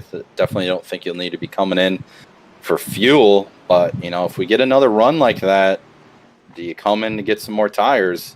I think you do. It's just going to pay off the longer you go, but we'll see what 2 tires do for Greg Joyner here on this restart. It's going to be interesting to see. I think as long as you're the first one to go into the pits, you're fine. I think if you end up being the 10th one going down into the pits, maybe further back, then it's going to be a lot harder to bring it up. All the guys in front of you have the same tires. Right, because at that point you're on a level playing field with 10 other guys, so you don't really have that much of an advantage on them. So you're going to have to beat them on pure speed, which is going to be hard to do, getting by 10 guys here. Especially as these laps click off. We got 26 to go, so it's going to get interesting. Well, we're going to find out what's going to happen. Again, only 26 laps to go here. Right now, it looks like we've got 22 cars on the lead lap right now. And so still a lot of cars out there, still a lot of racing to go. Definitely, we said we started with 34 cars when we dropped the green initially. We still got 22 cars on the lead lap. So, if you come down pit lane and you're one of the only few guys that do, later on in this race, it's a long way to make up here at Auto Club. It might be a big track, but it's a little difficult to pass, as we've seen all this hard racing for, everywhere around the, throughout the field. It's been hard to get around guys, just some good hard racing. And this is a really bumpy track too, and what that means to those viewers out there is, if you start to skid at all and you're still bumping along, just think you don't have any grip at all, you don't have any contact with the track, and it's hard to drive this type of track. Right, and that's the thing. A lot of guys, you'll hear the NASCAR drivers say it. It's like the bumps are just so prevalent on the backstretch. It's like, it's like riding a horse almost with, up, down. So you get loose in it. It's going to be hard to catch the car, but Greg Joyner going to lead him to the green here into one. Got a good battle for second between the 39 of Brad Slaughter Jr. and Ryan DeCombe. Looks like Brad's going to get the advantage through the corner. He's going to get right up to the back bumper of the 85 machine. Oh, 85 gets a little loose, though. He hangs on to it, throttle out. When in doubt, he's going to keep the lead as they head down the backstretch into 3. And Bronco Motorsports, they've had a couple of guys leading this race already today, so definitely a good showing for them. Yeah, Bronco Motorsports came to play tonight, showcasing their skill, letting everybody know in the Xfinity Series, they're one of the teams to beat. They've had multiple guys in the lead, up front, scattered through the top 5. So a lot of talent on that team. They're going to be a front runner for that team championship, and obviously for the individual drivers for the driver championship. But here comes Brad Slaughter Jr. Doesn't have a team, but doesn't mean he doesn't want to get up here and take the lead at Auto Club. They're going to go 2 wide into 3. And he's going to get the jump on him. Let's see if he can hold it down there, because here comes Greg Joyner right back on the outside. Oh, and it looks like Brad started to kind of wash up a little bit, and that puts Greg Joyner up against the wall. Not sure he got a lot of damage on that, though. Yeah, I think he kept it off the wall, but he definitely lost a little time there. But hey, at the end of the day, you don't have any damage. That's what you want. So he's going to keep it going. Still in 3rd place, not bad. The leader's right out in front of your windshield. He's going to try and get around the 7 car. He's going to do it the hard way around the outside of the 7 car of Ryan DeCombe for 2nd place. I said this earlier, but I was practicing with the Bronco Motorsports guys earlier today. And Greg Joyner, along with Nathaniel Mann, were really strong here. So I'm not surprised to see him up front late in the race today. Well, I'm looking back just a little bit further. So you got Daniel Baldler, you got Curtis Young, you got Cody Havens. So 3 guys from R&D Motorsports there in the top 10. So they're definitely trying to make their mark as well. Absolutely, Sean. We saw this with their Cup team at Homestead. R&D Motorsports had 3 or 4 of them. I believe they were 3rd, 4th, and 5th. And 6th, maybe. Correct me if I'm wrong. But 4 of their 5 was in the top 10. And then Thomas Rutherford was about 11th place, so good showing for them in their Cup Series debut. Or not debut, but, in the Cup Series recruitment race, and they're looking just as strong with their Xfinity team. So we see Daniel Bowler trying to get around Greg Olenek down the front stretch. He's going to use the draft off the car in front of him, trying to get a run down into turn 1. These two guys raced a ton side by side last year in our series, so not surprised to see them giving each other, good, clean racing room to get their job done. And here's Curtis Young of R&D Motorsports trying to get back up front after his earlier incident. Good to see a guy charge his way back through the field after that. Back up front, Brad Slaughter has kind of checked out a little bit. He's about half a second ahead of Ryan Ducombe. Not over yet, obviously. Still got another 21 laps to go. But it's anytime you've got a half second lead on somebody, you start to kind of relax a little bit. Right, and that's the thing. If he does start to relax, could you see a mistake out of Brad Slaughter Jr.?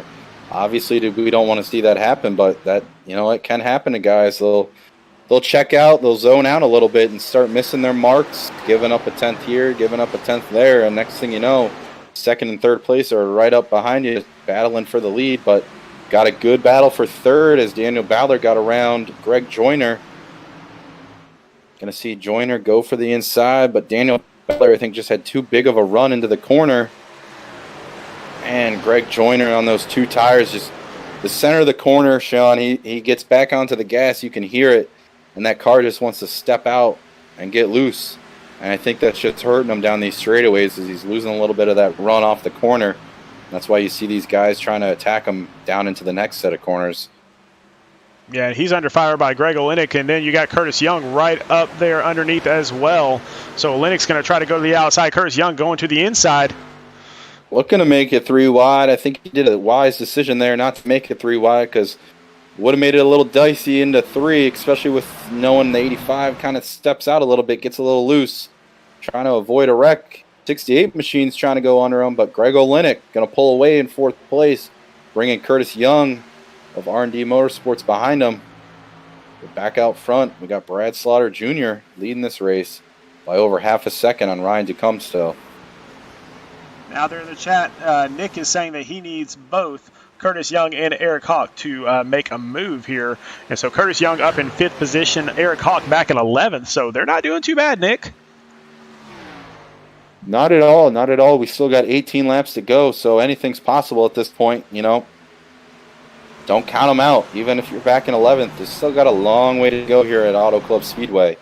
There could be another accident in front of you. You avoid it, pick up a few spots there, make the right call on pit lane, and next thing you know, you're up front.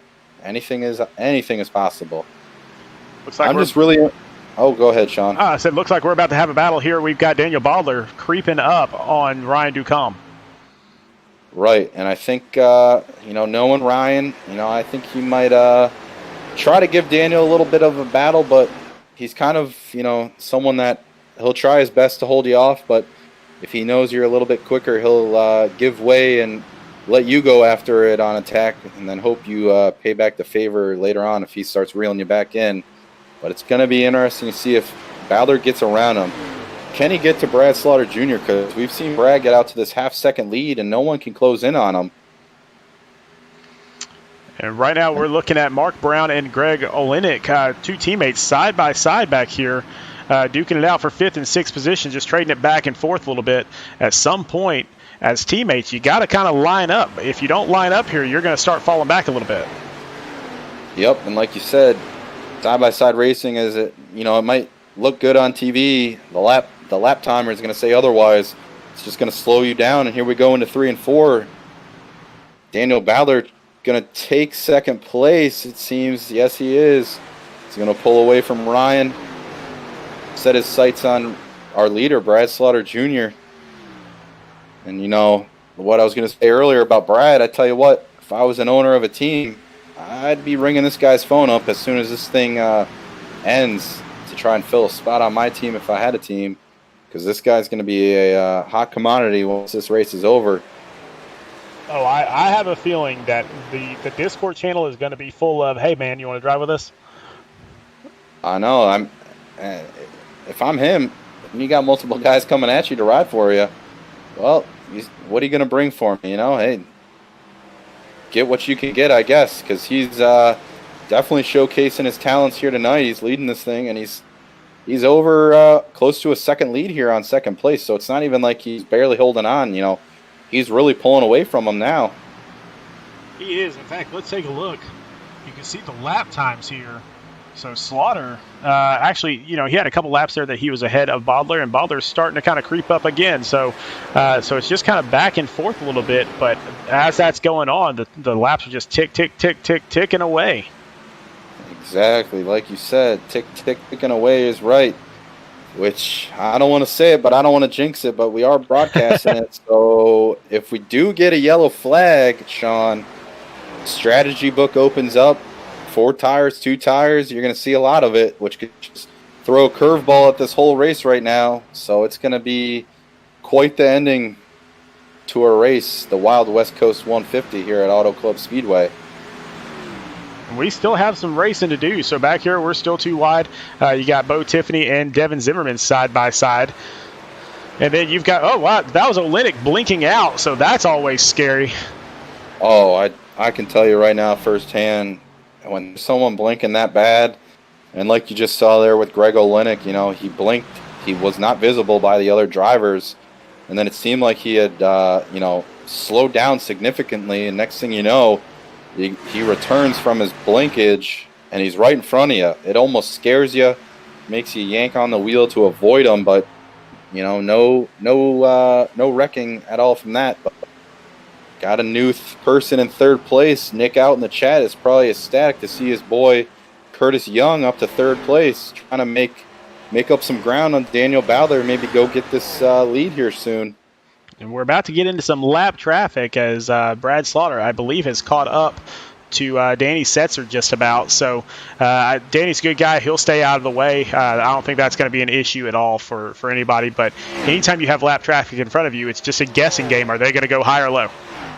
Definitely. And like you said, Danny Setzer, class act guy, isn't going to cause a problem or anything like that. He'll probably just stay high. He'll come over the race chatter, say, hey, Brad, don't worry about it. I'm giving you the inside. Don't have to worry about me. Just keep rolling. Do your thing out front as you stretch this lead out to over a second as we're closing in on 10 laps to go this time by. Well, now we finally have a really good green flag run here, and so we're actually seeing what some of these guys can do. Devin Zimmerman kind of falling back a little bit. Eric Hawk kind of staying stable back here, so I know Nick is wanting him to get a top 10, so he is gunning for it right now. If he passes Devin Zimmerman here, that's going to put him in the top 10.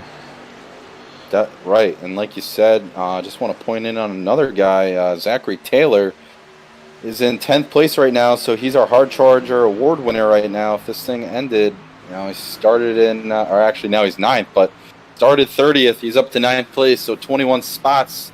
That's going to be tough to beat with, 10 laps to go. So unless something crazy happens to Zachary Taylor, that's going to be our Hard Charger award winner tonight. But Cody Havens here trying to hold off 6th place to Greg Joyner. These two guys are going to be battling a lot this season, as we'll see both of them full-time in the Xfinity Series of Cody Havens on R&D Motorsports and Greg on Bronco Motorsports. I mean, I have a feeling we're going to see a lot of these close battles. This is the league that I think we're going to see the best battles in, just because they're so close in iRating, they're so close in talent level, because a lot of these guys are trying to move up into Cup, but they're just not quite there yet. But they're too good for Truck too, so they're kind of just right in the middle, and all of them are having that issue. Couldn't agree more there. You got guys that also probably wanted to run Cup, but maybe, their life and schedule and things like that just didn't allow it to happen. So they've got to, be in the Xfinity Series, which, hey, totally okay. Obviously, we're seeing it tonight. Some good, hard racing all throughout the field as we see Curtis Young trying to make a move on Daniel Bowler for 2nd place. Yeah, but he's going to get caught up behind Setzer here if he's not careful. Yeah, it's going to get a little dicey here on corner exit. I'm sure Setzer's just going to drop down to the apron, or maybe not even until into 3 and just go high to let these guys go. Like you said earlier, about 2 laps ago, Setzer's not that kind of guy. He's not going to ruin someone's race, especially when he's getting lapped. He's class act. Obviously, he's an admin in the truck series, so not going to upset anyone here. No, not at all. And so, great pass there by Curtis Young. Now he's got to set his sights on Brad Slaughter, but Brad is over a second and a half ahead. So something's going to happen in the next 7 laps, or this thing's going to be over really fast. Right. Honestly, we're going to have to say the word yellow for it to really change, I think, because at this point, Brad Slaughter's got over a 1.6 second lead on our second and third place drivers. And looking at these lap differentials here, the comparison chart, I mean, that's just not going to cut it. If Curtis Young's only 600ths quicker than him, it's going to take more than 7 laps to run him down. But hey, anything's possible. The leader could get tight, hit the wall, get a little loose, and next thing you know, he's right on his bumper. But we'll see what happens. We're 6 laps to go. Curtis Young definitely making a name for himself, and again, his very first night in this league, he literally joined Team R&D Motorsports about 2 hours ago. And so they've never watched him race, and man, I bet David Duke is smiling ear to ear right now. Oh, I guarantee it. I mean, we were talking with David Duke as we were prepping for the broadcast, and he goes, man, I got myself a couple of good drivers, 30 minutes ago, and Curtis Young and Eric Hawk, and they're definitely showcasing that tonight. They're both, running really well. I'm sure Eric wishes he was a little further up the chart. But he's in 11th place right now, nothing to get down about. It's your first race. It's also a recruitment race, so there's some, things you just can't predict with other guys in here, which, hey, that's all right. It happens to the best of us. But David Duke, grinning ear to ear, is right. I'm sure he's in the chat, or I'm sure we'll talk to him afterwards, and he'll be fired up about his Xfinity team. Actually, he's out there in the chat right now, and I'm not going to quote it completely and totally. We might have kids watching, but you dang right I am. So he is definitely smiling ear to ear, and now Nick is asking, please, no more flags, no more flags, and so hopefully we don't get any more flags because this would be a good finish. But at the same time, Brad Slaughter has just pulled away. He's 2 seconds ahead of everybody, so this is his to lose. It really, really is. I mean, something unfortunate would have to happen for this to go the other way to our second and third place drivers. At this point, I think Brad Slaughter is making a name for himself, saying, why not me? Why not? He's out here dominating this latter half of the race, and he's pulling away over 2 seconds. So, he's a force to be reckoned with here in SRN Xfinity Series. I thought we were going to have an accident there, but it just seemed like he blinked out. But yeah, we're still green. Up front, probably the closest battle up here. We got Cody Havens and Bo Tiffany are pretty much the closest two to each other. Everybody else has kind of started to spread out even more. And so I'm not sure we're going to get a yellow flag because people are just kind of too far apart to do that. Right. I mean, it's going to have to be someone just dive-bombing someone and taking each other out for a yellow to be produced here. But, I mean, hey, they're getting close here. They might be getting 3 wide on corner exit here for 9th place of Greg Joyner, Brandon Andrews, and Eric Hawk. As we got a car getting loose there, we might speak it into it. Yeah. Yeah, and hey, team owners, if you're watching, take a look at Brandon Andrews here. He's been running up towards the front and up in the top 10 pretty much all race long. So another independent. So besides Brad Slaughter, who is basically running away with this thing, Brandon Andrews is your next independent up back there in 8th place. So, hey, a top 10 finish for a team, not bad.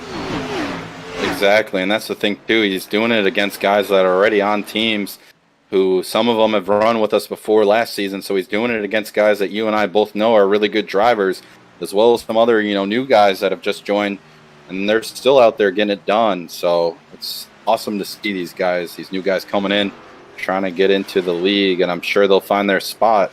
But here we go off of 4. Brad Slaughter Jr. is going to bring that number 39 Toyota Supra to the line. He's going to see the flag he wants to see. The white flag's out for the Wild West Coast 150. Got nothing but time behind him to second place, over 2.7 seconds to Curtis Young.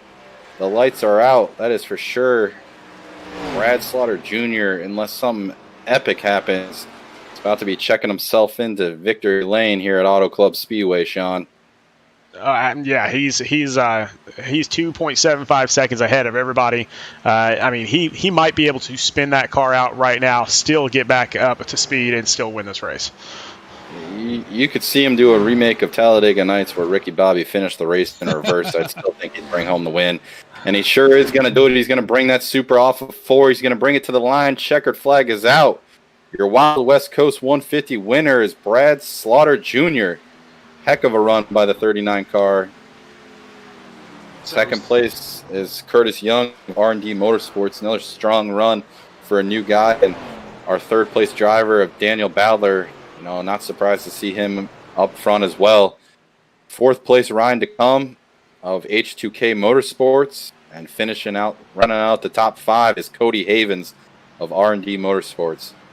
So 3 of the top 5 are R&D Motorsports. What a great showing for them. Absolutely. I know David Duke is going to be thrilled. Again, his team comes out, performs the way he wants. That's why he puts these teams together.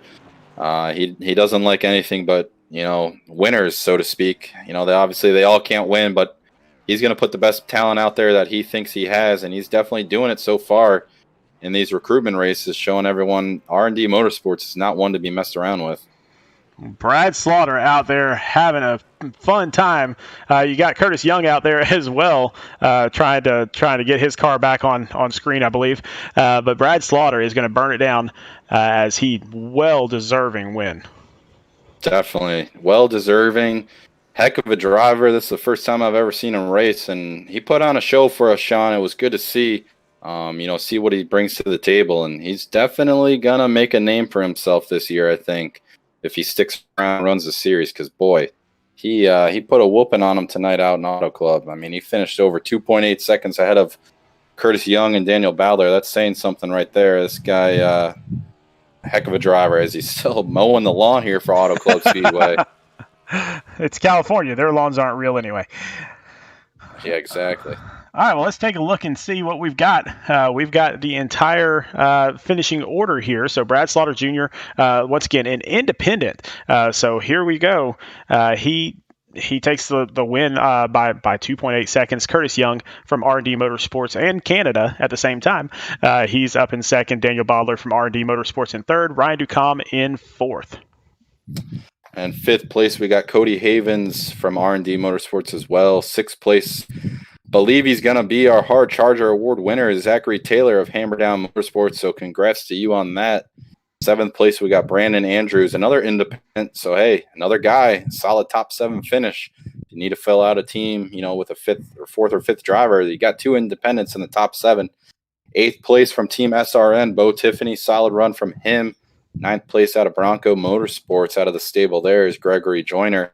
And rounding out our top 10, another new guy in the league from R&D Motorsports is Eric Hawk. 11th place, Mark Brown from Rev Racing, so Adam Pettit will be happy with that. Devin Zimmerman from Hammerdown Motorsports. He was up a little bit further up front the entire night, just kind of ran out of tires, I believe. Oren Jensen, he's an independent as well, up in 13th. Nathaniel Man or Mon, I'm not really sure. I will find out before next week, I promise, from Bronco Motorsports, and then his teammate Craig Lautenslager from Bronco Motorsports in 15th. Absolutely.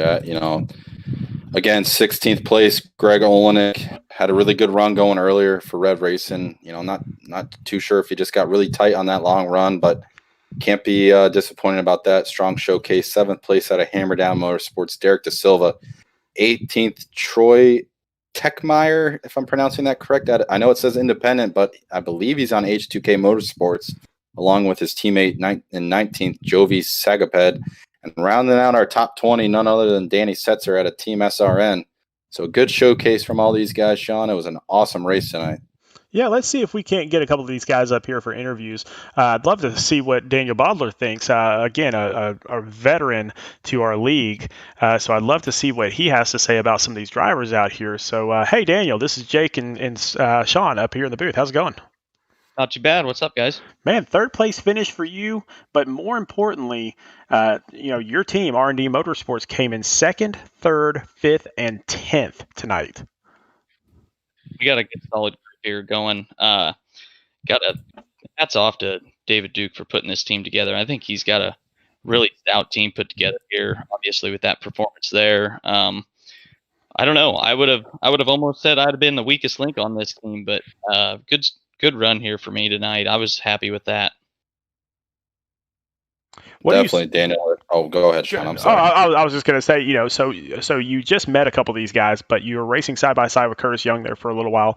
You may have seen a little bit of Eric Hawk out there as well, who finished in 10th, and then you already know Cody Havens really well, and yourself. I mean, what do you see as the future of this team? Yeah, I think we've got really good potential, for sure. Really good talent just initially, just judging by this race. I haven't even got a chance to talk to some of them other guys. I mean, Cody's really the only one I've gotten a good chance to talk to. Haven't talked to Curtis, and but looks like he's going to be really strong for us this year. So looking forward to getting in here with him and doing a little chatting. Like you said, you got your teammate Cody Havens, who obviously you guys know each other outside of racing. What did you think about the race tonight? How was the set in the car? It seemed like everyone was able to hang on to it, but how did you take today's race? Yeah, this setup kind of caught me off guard. I jumped into the practice a little bit late, and man, I turned my first couple laps, and I don't even think I completed the laps. This thing was so tight tonight. Not really my favorite driving style at all. I'm sure everybody in here that's raced with us before has heard me complain about how tight the car can be sometimes. That's not a big surprise to anybody, but now just got to learn how to drive it and seem to figure that out tonight. Definitely. I mean, you qualified 13th, which I know you like to do a little bit better than that, but hey, that's all right. But I totally agree with you. I think you and I are both in the same boat. When a setup's tight, we kind of wish it was hanging out the right rear a little bit. But, it was a great race. Obviously, you guys put on a show for us watching it. It was good to see you, avoid your bad luck from last season, this first half of the year. It just seemed like you got caught up in all these wrecks. I saw you avoid one. Was there really anything you could have done different to maybe, have a chance earlier on in the race to be up closer to the front? I got myself off a little bit on strategy, but I kind of took a gamble. I thought maybe we'd get a little bit of some longer green flag runs early in the race, but really didn't end up with that. And so it kind of put me behind the 8 ball there a little bit, but luckily some strategy kind of got me back up front there, and one perfectly timed caution got everybody back on the same sequence when I had the track position. So kind of worked out for us. Yeah, man. I mean, great. Like I said, great race. We just love watching you run out there. I can't wait to see what you do this season. You were really top of the class, at least in the playoffs and that sort of thing last season. So now here you go again, just kind of showing out a little bit. So can't wait to see what you do for the rest of the season. And now, man, I cannot wait to see what your entire team does after tonight. Yeah, I'm pretty excited. This is going to be a real tough group of guys to race against in the Xfinity Series. And honestly, I think the Truck Series and the Cup Series are all going to be tough too. I think this is going to be a really great season in all 3 series for everybody. So it should put on a good show throughout every one of the series that we got going. So looking forward to it. All right, man. Well, we're going to let you get back to it. We're going to get back in and interview your own teammate now. All right. Sounds good, guys. All right. Take care, buddy. Great job tonight, Tyler. All right. Thank you. All right, let's see if we can get, we're going to get the new guy in here. So Curtis Young, brand new driver to the league here, has never raced with any of us before. He joined in and, immediately David Duke said, hey, come and join our team. And look what happened tonight. Curtis Young, second place. Great driving, man. Yeah, thanks. Thanks for letting me come out and run. That was a good race. Curtis, you got us?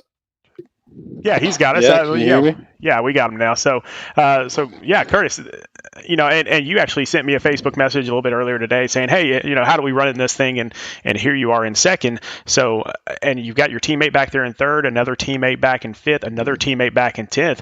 Man, you must have sold on a lucky star here. Yeah, honestly, I had some pretty bad luck at the beginning of the race. There was a little bit of contact that I had right at the beginning, and I just had a little bit of damage, and I fixed it all, but the car still felt off. So with I think it was about 30 or 35 laps in, I decided to just use the quick repair, and that helped me a little bit. But still, I don't think I had anything for the leader anyway, even if we had a long green flag running pit stops because he was running away from me. But yeah, it was a fun race, and thanks for letting us come out and run. Man, happy to do it. And while you're here, I'm going to let you know. So out there in the chat, we've been talking to Yeti. So your friend Yeti out there watching you and Eric do some damage, and he's been telling us a lot of secrets about you and all that stuff. So we just appreciate you being here. A lot of fun, and definitely, I mean, stick with R&D Motorsports. David Duke, fantastic captain of that team. Daniel Bodler, one of our top drivers from last season. His good buddy Cody Havens, absolutely amazing. So I mean, you guys have landed on the right team, I think. Yeah, honestly, I mean, you pretty much just told me who the guys are that are on my team. Like I wasn't aware for that entire race who it was. I just looked at the actually that guy you're just talking about, Yeti, which his name's Nick. He sent me a screenshot of the results, and obviously it shows the team names on there. So I didn't even know that the car number 6 was on my team. He finished right behind me. I passed him late in the race to get second, and I think we had some contact earlier in the race, obviously, which wasn't either of our faults. Somebody else getting up into the wall, and we just hit each other. But either way, yeah, I mean, I need to get my mic set up for iRacing so that I can talk to everybody and not just be in Discord. But Yeah, I'll come, and yeah, looking forward to running in the league, man. I tell you what, Curtis, you know, you show up a couple hours before the race, like you were just saying, you know, didn't know even who was on your team until you finished the race, but I can tell you this, you definitely showed up and you were just straight wheeling it. Obviously coming home P2, you know, obviously some of our viewers aren't going to know who you are since you're new to the league, but you know, why don't you just tell us a little bit about yourself? What do you like to run official race wise, things like that? I mean, it's mostly just the NASCAR stuff. Like I like to run the trucks and the Xfinity and the Cup car, and I like short track stuff too, but I just find the official races are too rough a lot of the time to run that, and you'll end up hurting yourself more than what you'll gain. So I've been trying to find a league to run in for myself and Eric, and yeah, we ran in a league like I think it was 3 or 4 years ago. So we've ran leagues before, and we've just both taken a decent break, and yeah, looking to get back in the league racing now. So good start tonight. You're right. Like you just said, great start. You know, definitely found a good home in R&D Motorsports. You showcased your own speed tonight, coming home P2.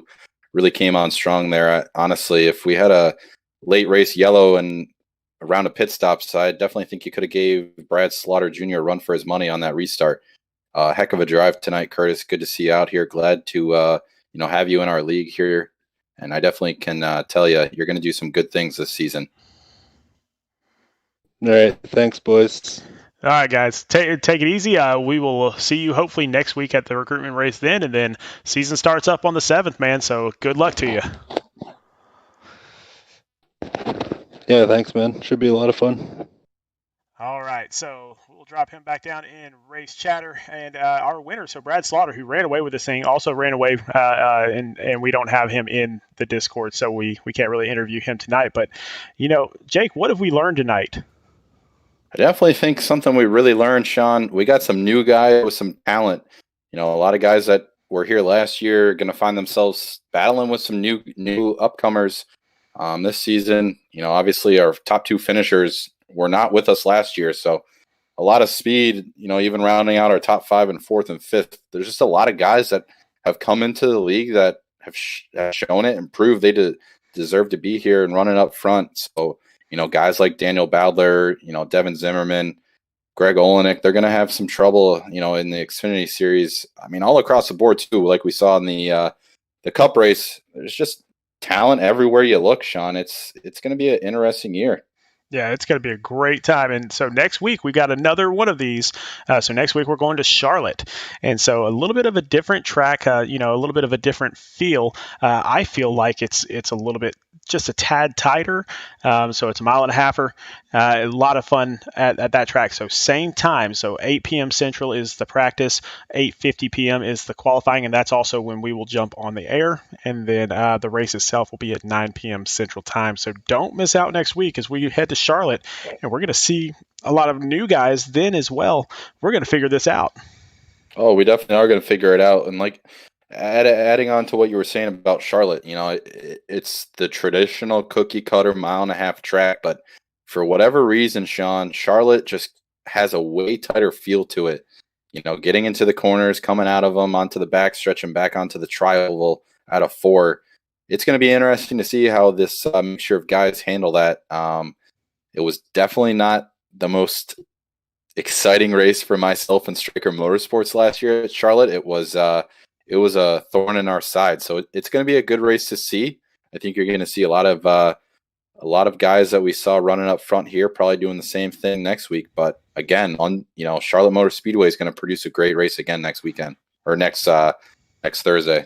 Yes, it will. And so we will see everybody back here next Thursday. Now, if in the meantime, if you want to watch some more good racing, so Sunday night we have the Cup Recruit Race from the same spot from Auto Club, and we're gonna figure out some of our better drivers, even more talented drivers. Which it's hard to beat what we saw tonight. So can't wait to see what the Cup League does. And Jake, you'll be out there as well, won't you?